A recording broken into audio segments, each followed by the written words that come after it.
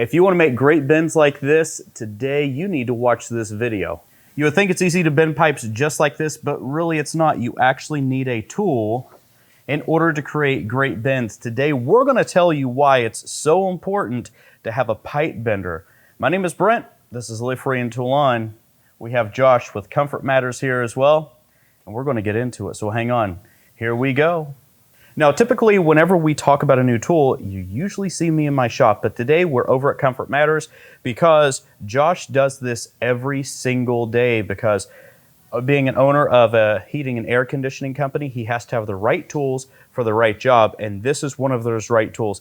This is a Vevor pipe bender. This can bend pipe and conduit from 1/4 inch up to 7/8 of an inch.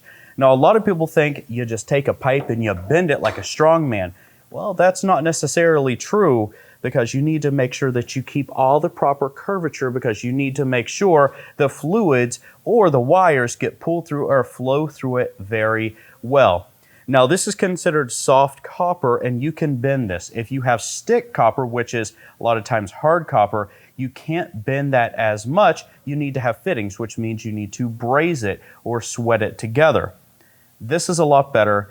This is a lot less failure points. You have a better radius for fluids to fall through it. But with that being said, let's talk about the quality of the tools and what you're going to expect and what you should expect whenever you see a pipe bender set. All right, so first impressions, it's all metal.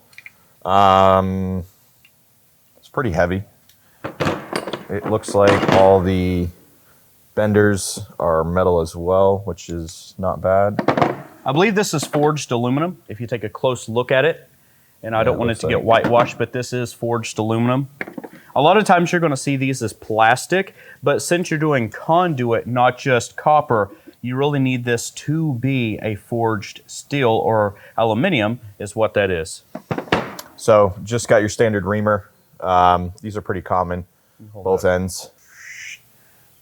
So you got the reamer on one end, cleaner, outside cleaner on the other. Pipe cutter, I mean, spins pretty free. So with the pipe cutter itself, you typically don't want to use a hacksaw whenever you're cutting pipe, and the reason why is because you need to have a clean cut. On the back of the pipe cutter, you're actually going to see a reamer, and the reamer folds out. Oh, it's tight and pretty tight.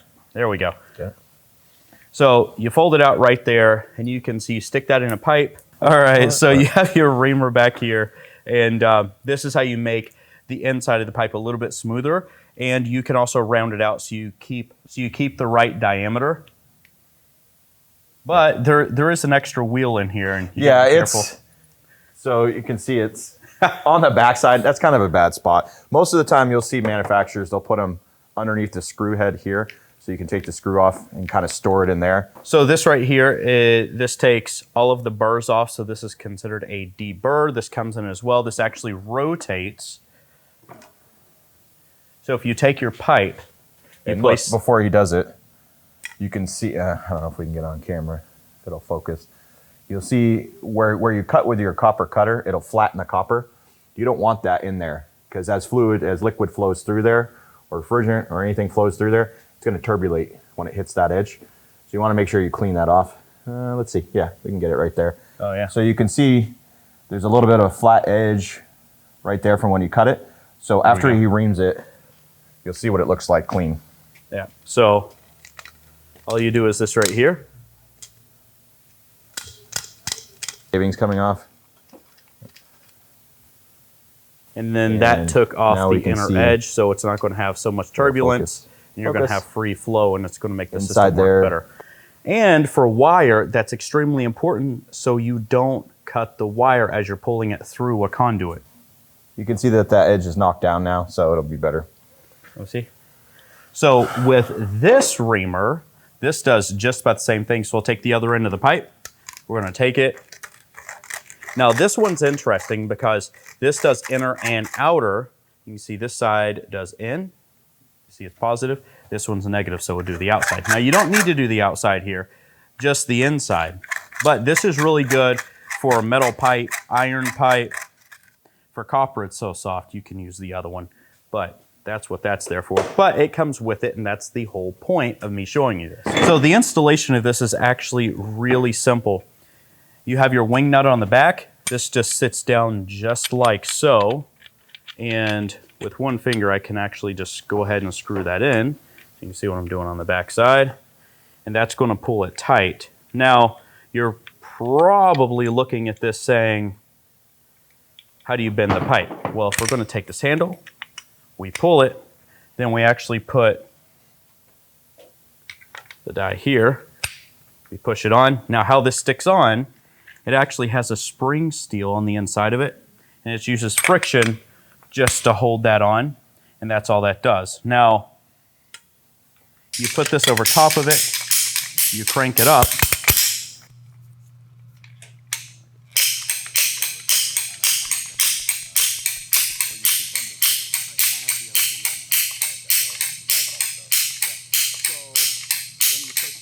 and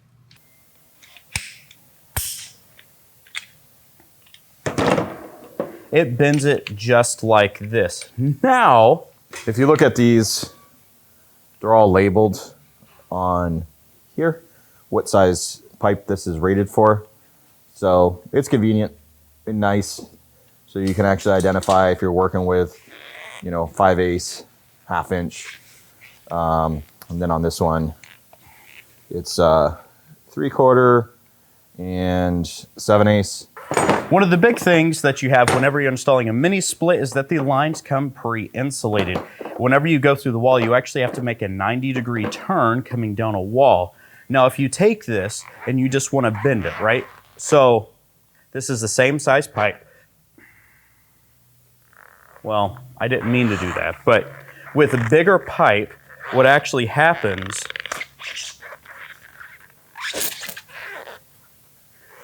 is oopsie daisy, you accidentally pinched it. Whenever you pinch a pipe, that's it. You're not repairing this pipe. You are done, and you have to cut it, splice it, or replace the entire line set. I actually didn't even push that hard, and it's just, this is what soft copper is. That's why you need a bender, because whenever this maintains the shape, it will make sure that the radius of the bend is always with a proper flow, and that's really important. So this isn't even a big line set. Now, if you get to the smaller line sets, it's actually a little bit more forgiving. You can see that right there. It's not as big. So you can take your time and you can bend it just like this. But you can oopsie daisy this one even easier because it's so soft. You can just bend it with one finger. So you do need a die even for the small, or a bender even for the small type of pipes. Now, the cool thing about this is that it doesn't only do copper. Whenever it does conduit, a traditional conduit bender, it's actually a long rod and it has the die on the end of it, and you actually have to calculate where the center of the bend is going to be. It's usually a 6-inch offset, and you can do up to like 7/8 there too, but you step on it, you bend it. That is a little bit more difficult, especially since you have to calculate it and you have to be able to do the 6-inch or whatever offset depending on your instructions in order to get that. This one is, well, you know where the center is going to be every single time, right there in the center, right where your die is going to be pushing it.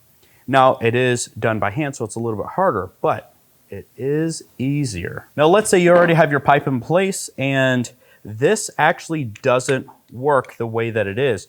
It does have an adapter that you can put right on the end here, and this will go in just like this. It'll screw on. I know it's hard to see.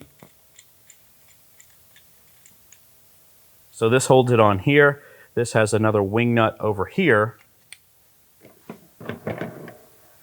You have another adapter that, let's see if we can show you this here.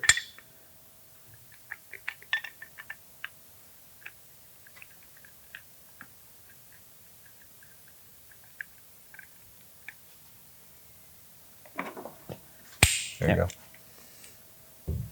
So it goes on just like this, and you can do an opposite bend as well. depending on what you're doing. So this has the ability of doing both types of bends just by having the right accessories for the bending kit. So the big thing about this is this kit right here is only like $89. It's from Vevor. They do commercial grade tools at half the price, kind of like an internet version of Harbor Freight. What does that mean for you? Well, you need to know what Yellow Jacket and some of the other manufacturers actually charge for this same type of kit. That is over $200. For less than half the price, you're going to be able to get the same abilities. I think that in value itself really makes sense, but as a professional, what do you think, Josh? I would say in a probably professional setting, like if you're just starting out in the field, this is probably a good introductory thing to kind of get you going. You need something at a lower price. I mean, this is going to do it. And it's great for what it is. For the price point, I mean, I think it's a good product. It's worth the money, especially if you're getting into the business. This is how you get things done on a short amount of time. Long term, well, that's yet to be determined. But anyways, at least you know now some of the tools that the industry uses in order to make your systems work. It may seem super simple whenever someone's just installing an air conditioning system, but there's a lot of work, there's a lot of knowledge, and there's a lot of years in order to gain that knowledge to properly install a system to make sure that it stands the test of time and that you are comfortable in your own home. I hope that you all enjoyed this video. If you did, please hit that like button. Don't forget to subscribe as well. That really does help the channel, and share the video. That's most important because we are trying to share tools of the trade. We're trying to share knowledge of industries, and we're trying to get people to use their hands so that they can get out there, make stuff, make mistakes, because that's how we all learn and how we grow, how we get proficient, and then we share our knowledge with the rest of the world. And until next time, everyone, thanks. Take care. We'll see you in the next video.